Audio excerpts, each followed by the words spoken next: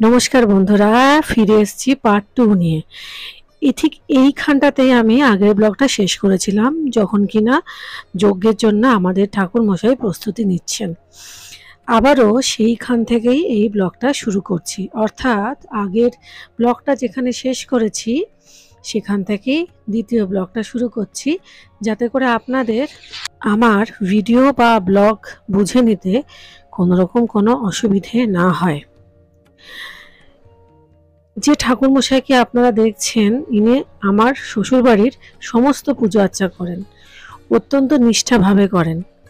এতটাই নিষ্ঠাবান একজন পুরোহিত, যিনি অসুস্থ হওয়া সত্ত্বেও শুধুমাত্র ঈশ্বরের ভক্তির খাতিরে আমাদের বাড়িতে এসেছেন পুজোটি করার জন্য।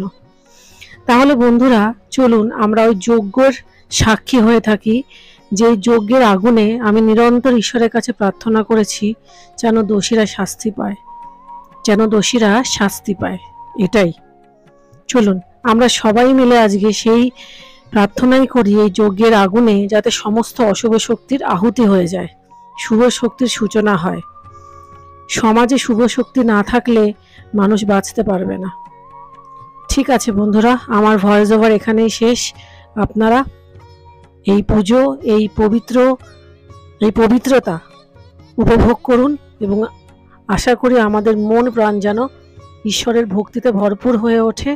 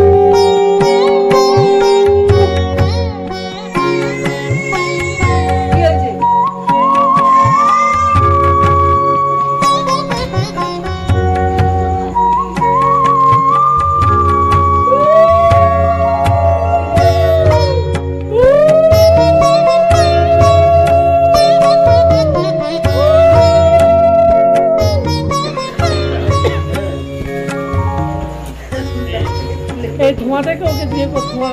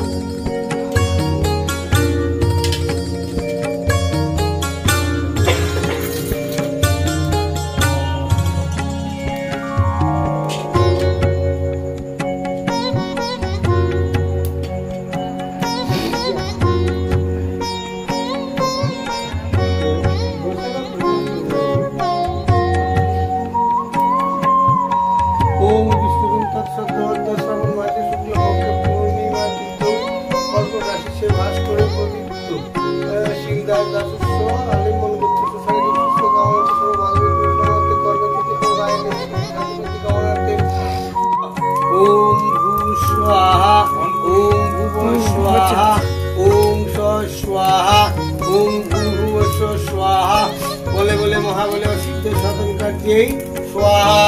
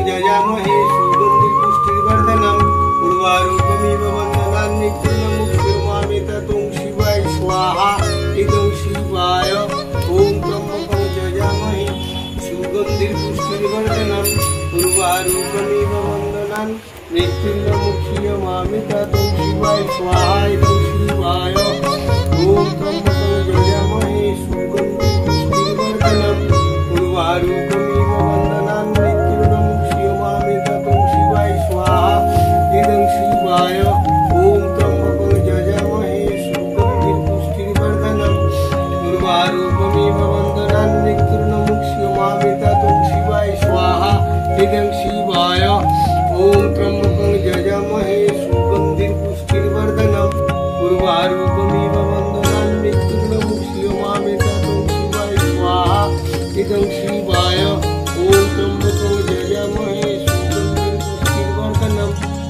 त्र्यम्बकं यजामहे सुगन्धिपुष्टिवर्धनम् उर्वारुकमेव वन्दनान् मृत्युर्मुक्षीयमामृतातं शिवाय स्वाहा इदं शिवाय ॐ त्र्यम्बकं यजामहे सुगन्धिपुष्टिवर्धनम् उर्वारुकमेव वन्दनान् मृत्युर्मुक्षीयमामृतातं शिवाय स्वाहा इदं शिवाय ॐ त्र्यम्बकं यजामहे सुगन्धिपुष्टिवर्धनम् उर्वारुकमेव वन्दनान् मृत्युर्मुक्षीयमामृतातं शिवाय स्वाहा इदं शिवाय ॐ भूः स्वाहा ॐ भुवः स्वाहा ॐ स्वः स्वाहा।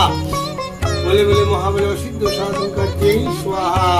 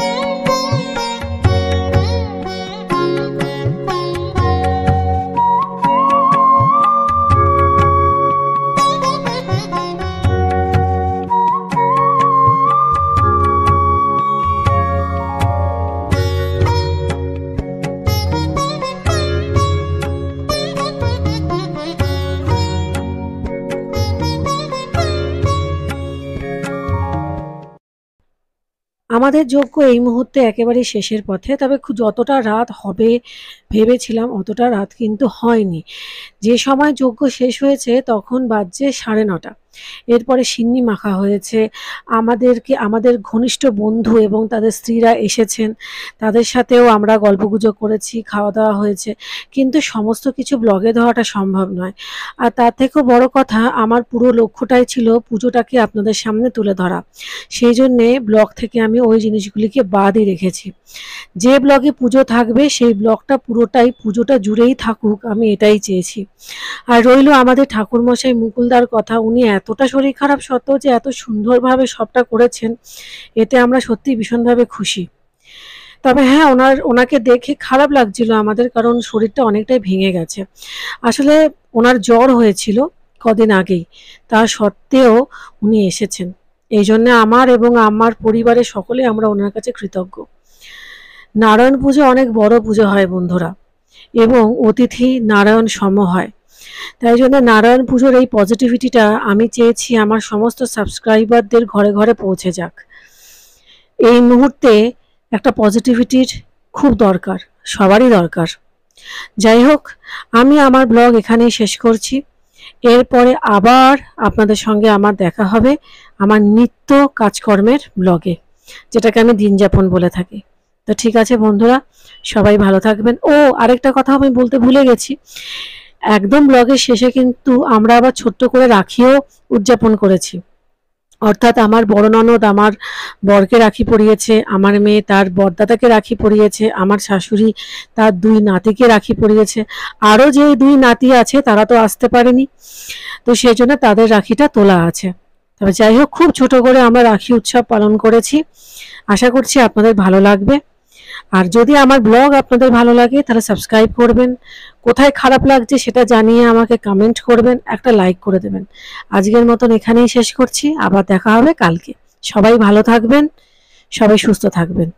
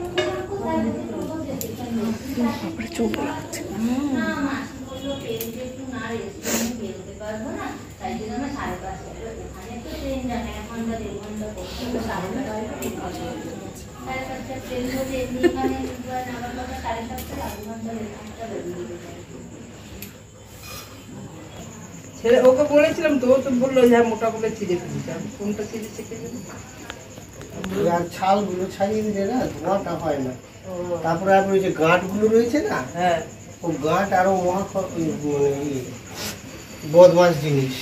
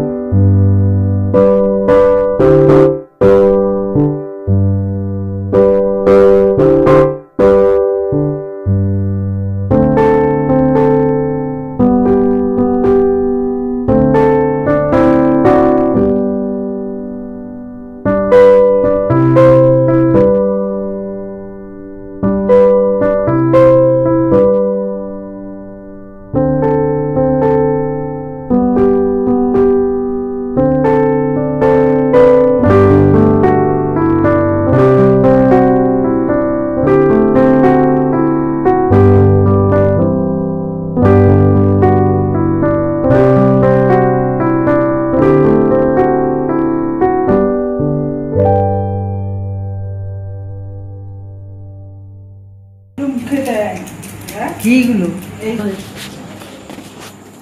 সুন্দর আছে, চকচক করছে। সোনার জলে ধোয়া। ডায়মন্ড দেওয়া আছে মনে হচ্ছে। 70,000 করে সোনা। ডায়মন্ড দেখি দেখো আমার ডায়মন্ড দিদি। এই, খাবি নাকি? আমার ডায়মন্ড দিদি। আরে দেখি রাখি তো দেখি খাবি না? খালি ছবি তোলা দিদি যা বড়